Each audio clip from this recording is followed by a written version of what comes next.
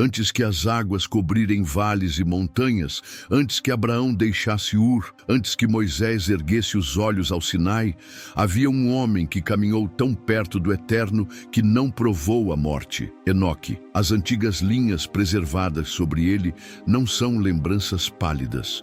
São janelas abertas para um horizonte que ainda se aproxima. Suas visões atravessam eras, revelando quedas e restaurações. Anjos que transgrediram fronteiras, juízos que varreram a terra e um reino que não pode ser abalado. Vivemos hoje entre sirenes e telas, entre guerras, catástrofes e um cansaço moral que troca verdades por aplausos. Nesse ruído, a voz de Enoque volta a soar como um sino numa madrugada, clara, urgente, convocando-nos a olhar para além do imediato. O que ele viu não era fábula, era mapa, não era superstição, era aviso. E cada traço desse mapa aponta não só para um fim, mas para um começo que exige preparação do coração. Se você seguir comigo capítulo a capítulo, verá 7 marcos que ligam a antiguidade ao agora. No primeiro, o retorno de um rei. Depois, a frieza que esvazia altares. Em seguida, um saber perigoso que fascina e corrompe. Então, o juízo que já foi água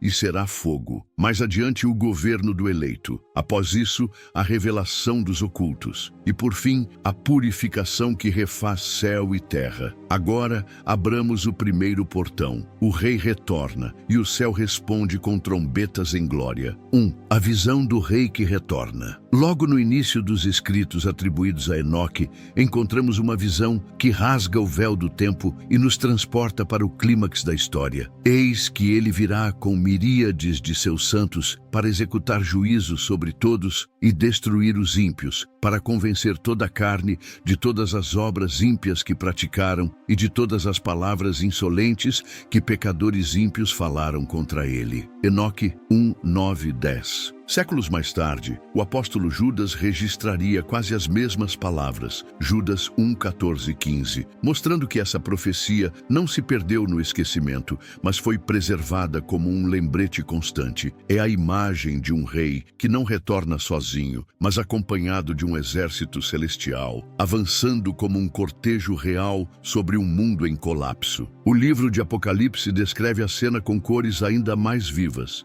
e os exércitos que estavam no céu o seguiam, montados em cavalos brancos e vestidos de linho finíssimo, branco e puro. Apocalipse 19, 14. Aqui não há espaço para metáforas vagas. É uma manifestação visível, irresistível, como se o próprio céu descesse em ondas de luz e poder. Cristo não vem mais como cordeiro humilde, mas como leão da tribo de Judá, rei dos reis e juiz das nações. Jesus mesmo alertou que sua vinda refletiria os dias de Noé. Mateus 24, 37. Naquele tempo, a violência enchia a terra, a corrupção era celebrada e a verdade era motivo de zombaria. Hoje, as manchetes ecoam esse padrão. Conflitos armados se multiplicam, catástrofes naturais se intensificam e a moralidade parece invertida. Mas há um detalhe na profecia que merece atenção. Ele virá com seus santos. No original grego de Judas,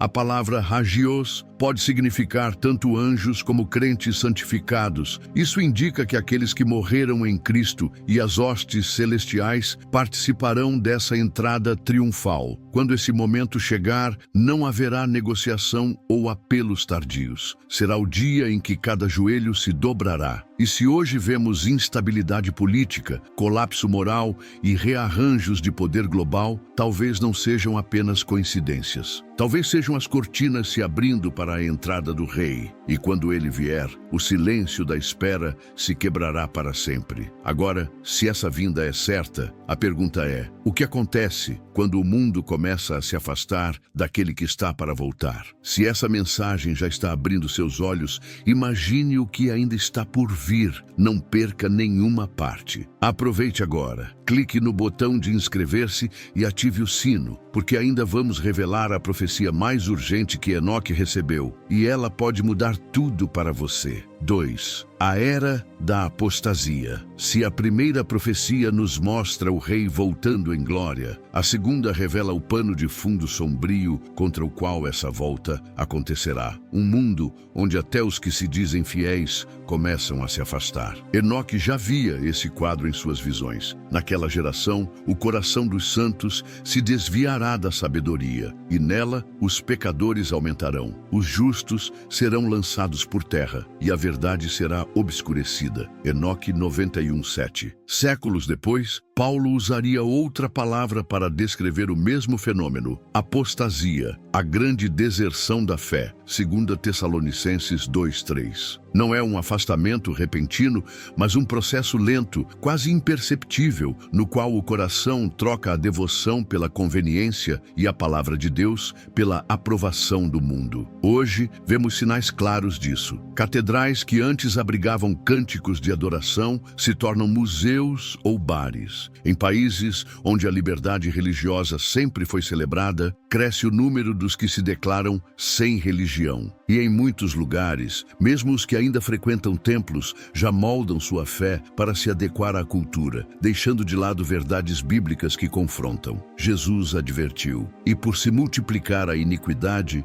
o amor de muitos esfriará. Mateus 24:12. É exatamente o que Enoque descreveu: um esfriamento espiritual coletivo, em que a verdade deixa de ser farol para se tornar peça de museu. No entanto, Deus sempre preserva um remanescente fiel. Isaías 1:9. A apostasia é o cenário perfeito para que a escuridão ganhe espaço. Mas, paradoxalmente, também é o momento em que a luz dos fiéis brilha com mais intensidade. E é nesse contraste que surge a próxima profecia, onde o perigo não é apenas perder a fé, mas se encantar com um conhecimento que promete poder, mas cobra a alma. 3. O conhecimento proibido dos vigilantes. Se a apostasia enfraquece a fé, o próximo passo é a abertura para influências que distorcem e corrompem o propósito de Deus. Enoque registrou um episódio sombrio da história antiga: a descida dos vigilantes, anjos que abandonaram seu posto no céu para interferir no destino humano. Eles ensinaram encantamentos,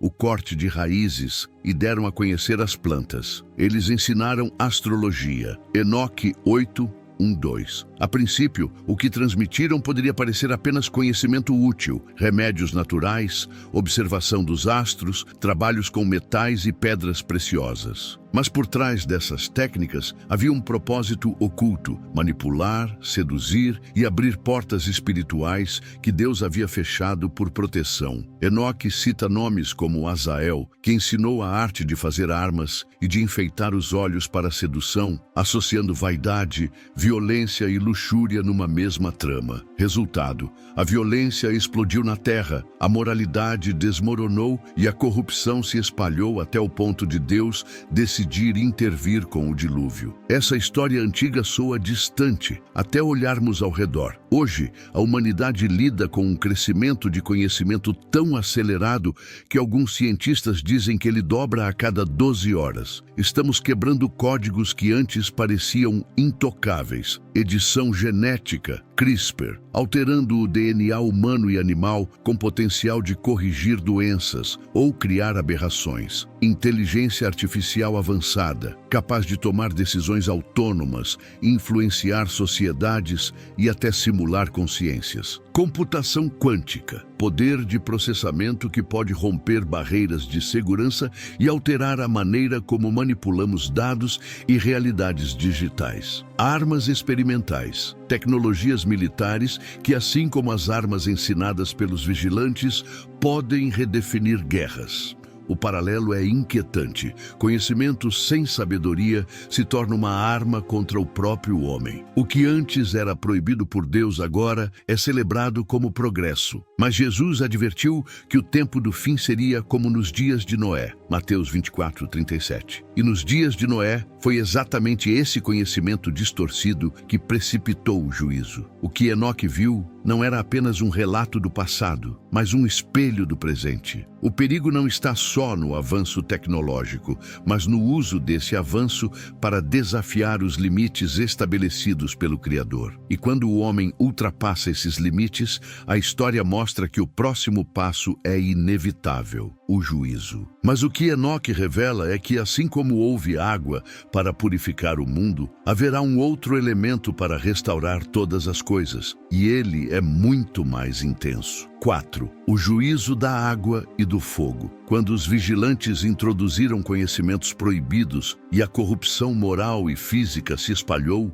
Deus interveio com o dilúvio. Mas Enoque deixou claro que o juízo pela água seria apenas o primeiro. O próximo virá pelo fogo. As águas do juízo serão para a sua cura e para a morte de seus corpos, e não haverá escape para eles. Enoque 67:10. O apóstolo Pedro confirma essa profecia com precisão. O mundo de então pereceu coberto com as águas do dilúvio, mas os céus e a terra que agora existem estão reservados para o fogo, guardados para o dia do juízo e da destruição dos homens ímpios. 2 Pedro 3:6-7. O dilúvio chegou de forma súbita. Enquanto Noé construía a arca, o povo vivia como se nada fosse mudar, comendo, bebendo, casando, negociando, até que as comportas do céu se abriram e as fontes do abismo romperam. O que parecia impossível se tornou inevitável. Hoje, a humanidade vive com a mesma falsa sensação de invulnerabilidade. Construímos arranha-céus, exploramos o espaço, armazenamos energia capaz de destruir cidades inteiras. Mas por baixo dessa confiança, rachaduras aparecem, eventos climáticos extremos devastando regiões inteiras, incêndios florestais que transformam milhares de hectares em cinzas, guerras e tensões nucleares que podem incendiar o planeta, colapsos sociais e morais que corroem estruturas invisíveis, mas vitais. Poderiam ser apenas ciclos naturais ou sinais de que o cenário está sendo preparado para o juízo final. O fogo que Enoque descreveu não é mero acidente geológico ou guerra humana, é a purificação definitiva. Isaías também o viu. Pois eis que o Senhor virá com fogo, para descarregar com furor a sua ira e repreensão com chamas de fogo. Isaías 66:15. E Malaquias completa: todos os soberbos e todos os que cometem perversidade serão como palha, e o dia que está para vir os abrasará. Malaquias 4:1. O objetivo desse fogo não é apenas destruir, mas renovar. Assim como a água limpou a terra de Noé, o fogo trará o nascimento de um novo céu e uma nova terra. Mas antes que o fogo caia, Enoque também viu uma promessa: a chegada de um governante perfeito, cuja justiça transformará o mundo inteiro. É para essa visão que agora avançamos. 5. O eleito que reinará. Entre as visões de juízo e purificação, Enoque contemplou um momento de restauração e governo perfeito. Ele o chamou de o eleito. Naquele dia, o meu eleito se assentará no trono da glória e julgará todas as obras, e a face da terra será transformada. A justiça habitará sobre ela, e o pecado não mais existirá diante dele. Enoque 45:3-4. O Apocalipse de João descreve a mesma cena. Vi o céu aberto, e eis um cavalo branco. O seu cavaleiro chama-se Fiel e Verdadeiro, e julga e peleja com justiça. E no manto e na coxa tem escrito este nome: Rei dos Reis e Senhor dos Senhores. O Apocalipse 19:11-16. Esse não é mais o servo sofredor de Isaías 53. É o Rei soberano, vindo para estabelecer um reino inabalável. Sob seu governo, as guerras cessam, a opressão é eliminada e a paz deixa de ser utopia para se tornar realidade. Isaías já havia anunciado: o governo está sobre os seus ombros. Do aumento deste governo e da paz não haverá fim. Isaías 9, 6, 7. Hoje olhamos para líderes e governos que prometem justiça, mas falham, que prometem paz, mas geram conflito. A instabilidade política e o clamor por ordem mostram que o mundo anseia por algo que nenhum sistema humano consegue oferecer. O reinado do eleito será a resposta definitiva a esse anseio, mas antes que ele assuma o trono, será revelado quem, no meio do caos e da perseguição, permaneceu fiel. Enoque viu que nem todos os que pertencem ao rei são reconhecidos agora. Alguns vivem escondidos, como luzes discretas em lugares escuros. E a próxima visão trata justamente desses fiéis invisíveis que o mundo ignora, mas o céu conhece pelo nome. 6. A revelação dos ocultos. Se no trono do eleito a justiça se manifestará plenamente, antes disso ocorrerá algo igualmente poderoso. A revelação daqueles que hoje permanecem escondidos aos olhos do mundo. Enoque descreve assim: não temais, vós, justos. Vossos nomes foram escritos diante da glória do Grande. As provações dos ímpios chegarão ao fim, e a luz da justiça brilhará sobre vós. Enoque 104, 1, 2. Esses ocultos são homens e mulheres que escolheram permanecer fiéis, mesmo quando isso significava viver nas sombras. Em países onde portar uma Bíblia é crime, eles se reúnem secretamente. Em lugares onde a fé pode custar a carreira ou a vida, eles se mantêm firmes. O mundo não os celebra, mas o céu os registra. Jesus confirmou essa promessa. Nada há encoberto que não venha a ser revelado,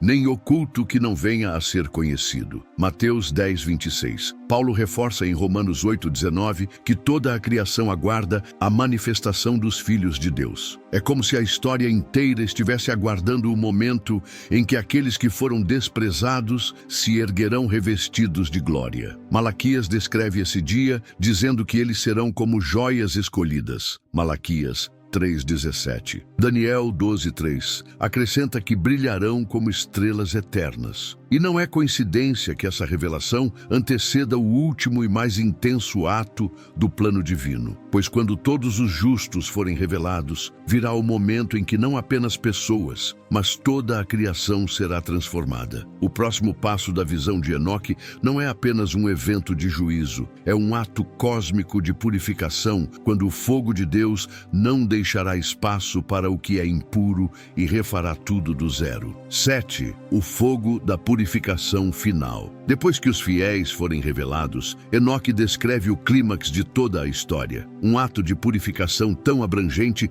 que não deixará sombra do velho mundo para trás. As obras do pecado perecerão da terra e toda a criação será purificada com fogo. Enoque 91:15. Aqui, o fogo não é apenas destruição. É o elemento do ourives, que queima a escória para revelar o ouro puro. É o calor que desfaz o que é corrompido para dar forma ao que é perfeito. João, em Apocalipse 21:1, vê o mesmo cenário. Vi novo céu e nova terra, pois o primeiro céu e a primeira terra passaram. Isaías ecoa: pois eis que crio novos céus e nova terra, e não haverá lembrança das coisas passadas. Isaías 65:17. Esse fogo será total. Não atingirá apenas estruturas físicas, mas também a essência da criação. Cada obra humana será testada, como Paulo escreveu. O fogo provará qual seja a obra de cada um. 1 Coríntios 3:13. O que tiver sido feito para a glória de Deus permanecerá. O resto se tornará cinzas. Para os que pertencem a Cristo, esse será um momento de libertação completa. Um batismo cósmico que inaugura uma realidade sem morte, dor ou pecado. Para os que o rejeitaram, será o dia em que toda a ilusão de autonomia desaparecerá diante da santidade ardente do Criador. Malaquias compara esse momento ao dia ardente como fornalha. Malaquias 4:1. E Pedro lembra que os elementos se desfarão abrasados. 2 Pedro 3:10. Mas no mesmo fôlego, ele aponta o objetivo. Nós, segundo a sua promessa, aguardamos novos céus e nova terra, nos quais habita a justiça. 2 Pedro 3:13. O fogo de Deus é ao mesmo tempo juízo e restauração. Ele encerra a velha ordem e inaugura a nova, eternamente alinhada à sua vontade. E quando as chamas se apagarem, o que restará será puro, eterno e incorruptível. Assim se fecha o ciclo das visões de Enoque, do retorno glorioso do Rei à renovação absoluta da criação. Mas ainda resta uma última conexão a fazer, que une todas as profecias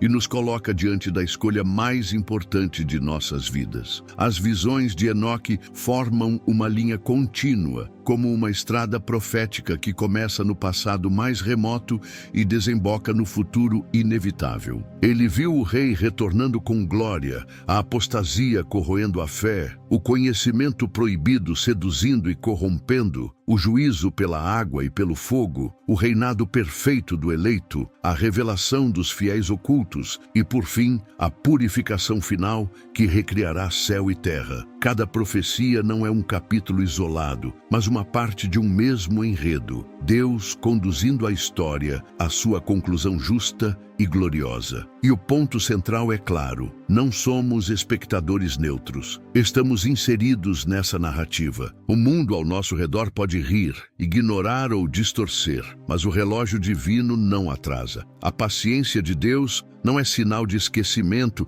e sim de misericórdia, dando tempo para arrependimento antes que as portas se fechem. O chamado de Enoque ecoa até hoje. Prepare-se, ajuste sua vida à luz da eternidade. Escolha o lado do Rei antes que ele apareça com seus exércitos. Pois, quando o fogo de Deus purificar todas as coisas, apenas aquilo que é santo permanecerá. E nesse dia, ou estaremos entre os que o aguardaram, ou entre os que tentarão fugir da sua face. Se essa palavra falou com você, não guarde só para si. Deixe o seu like, inscreva-se e compartilhe com pelo menos uma pessoa que você ama. Pode ser que essa seja a oportunidade que ela precisa para ouvir este alerta antes que seja tarde. Deus abençoe.